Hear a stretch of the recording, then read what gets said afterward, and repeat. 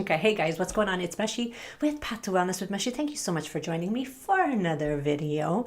As you can tell by the title, we're chatting about procrastination and what we can do about it, especially when you're feeling stuck, when you're not sure what to do, when you're not sure what your next steps should be, when you're kind of feeling lost, you're unsure which direction you should go into, why you should go into that direction. I wanted to kind of address all of that, and maybe as I'm going through that in my own journey, especially when it comes to stress and anxiety management, I thought that I would just share some of the insights that has helped me, and maybe you will find it useful in your healing journey as well. So if you wanted to see some of my basic tips that has helped me work through procrastination, then just stay tuned and let's get into this. So I'm going to make this a relatively quick video because really I don't want you to think that I wanted to come across like this big guru, this expert that has all the answers. Honestly, I go through my own ups and downs, and certain things become really evident and really apparent very easily to me. And whenever that does happen, then I end up sharing it with you guys, because I'm pretty sure that I'm not the only one who struggles with anxiety, with overwhelm, with procrastination, with overthinking things, feeling like you're not good enough, or you should know more, or you should do more. So if you relate to any of this, then you will totally love this. So here's the thing. I'm currently going through what feels like, I don't want to say a midlife crisis, because that just sounds really, not only it sounds vague, but it sounds like things are falling apart. And sometimes things, when they do fall apart, then it's actually kind of a good thing.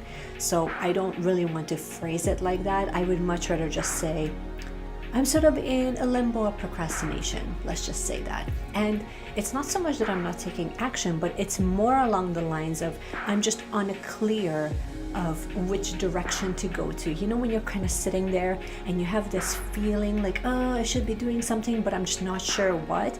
And then people sort of tell you the most vague things, by the way. They will tell you things like, oh, you know, don't worry about the how, worry about the what, and then the how will present itself. Well, all I can say is you might be really clear about what you want, but figuring out how at some point has to be relatively precise in order for you to move forward and in order for you to take action. Because if you don't, then you're going to be stuck in procrastination. And that's sort of where I'm at, where I'm looking at a few opportunities, a few directions that might work for me, because I know that where I'm at is okay. And okay is basically, in my mind, if you're in a growth community, if you're in a growth mindset, it's sort of like the death of your potential to really come to fruition. So you never want to be just okay. You always want to push those boundaries of limitations, and you always want to push those boundaries of comfort, because it can be really comfortable to be just okay and then just settle. And so procrastination is one of those things that I find that it can sort of keep you safe and keep you small and keep you okay. And sort of that's where we're at, where I'm trying to make a decision and it feels like I'm super alone in making that decision. And I will tell you what has helped me, and hopefully it will help you as well. Okay, let's just have a cup of coffee, shall we? Because we need a moment, guys. Here's the thing. If I understand that procrastination is sort of a safety mechanism, is something that's trying to keep me safe and protected, then, you know, at some point we need to make a decision on something. And maybe you're procrastinating because you're scared, but maybe you're needing more information. And that's sort of where I'm at, where I need more information in order for me to make an educated decision on what the right move is for me, whether it's with my career, with my relationships, with traveling, whatever it is. For me in particular, it happens to be a career change, sort of. It's basically adding extra training on top of my current accreditation that I have. And it's something that has been, I felt that pull for a while.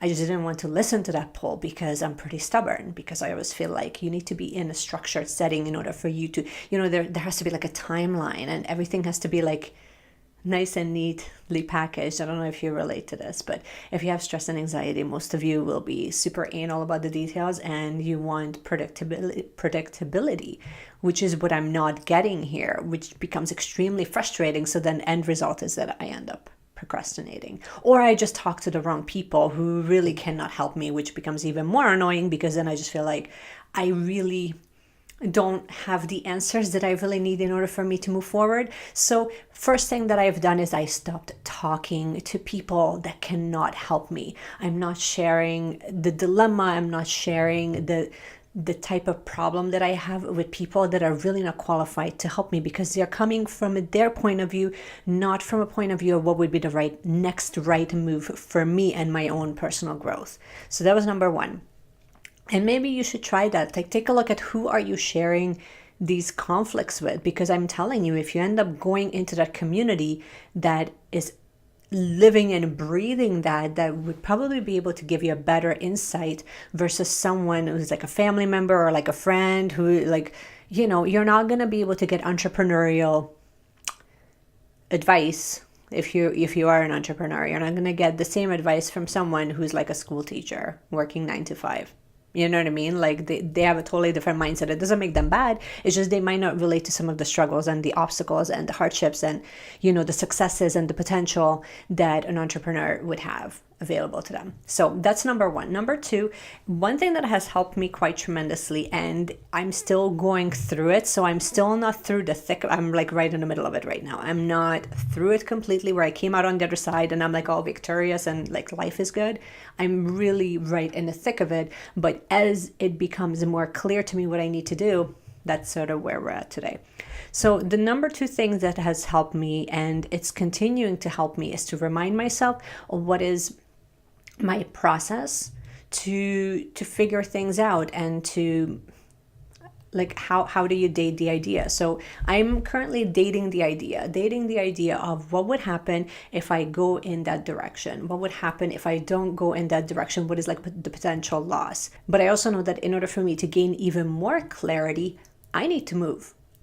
And maybe you do too, and I'm pretty sure that you do as well. If you haven't exercised, for me personally right now, like I've been going through some traveling, like I said, jet lag, big time, still trying to adjust. The entire family is exhausted. So at that point, my mind goes into monkey mind, where it makes up stories, like half of them are not even relevant. I end up worrying about things that really have no relevance to the current situation right now, or to help me figure out what my next step should be. So I recognize that it's like, oh, it's your exhaustion talking, not your true self, not the version of you that is your own best friend. So as I remind myself of that, I know that in order for me to gain clarity, I need to move. I need to release this nervous tension, this nervous energy that I have, so that I can gain the clarity.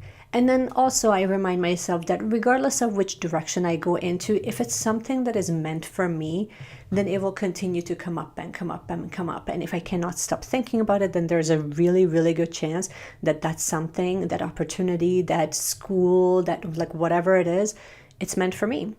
So procrastination is sort of an end result of like something is missing. You either need more information, you need more clarity, you're being pushed to your comfort, like out of your comfort zone, and then it's a limitation thing.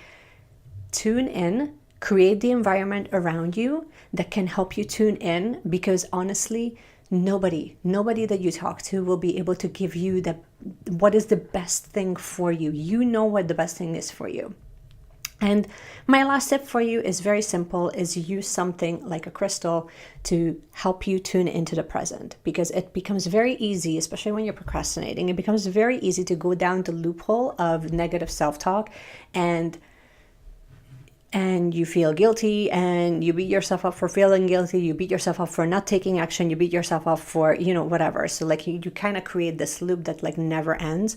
So use something like a small tumbled piece of crystal, or something that brings you back to the present right now. Because when you're looking at the present right now, you don't have that threat. You don't have that pressure right this very moment to make a decision. I mean, sometimes it's not the decision that we need to make right this moment. It's just maybe we need to take the next right step in any direction, really. So those are my 3 tips for you. Make sure that you talk to the right people.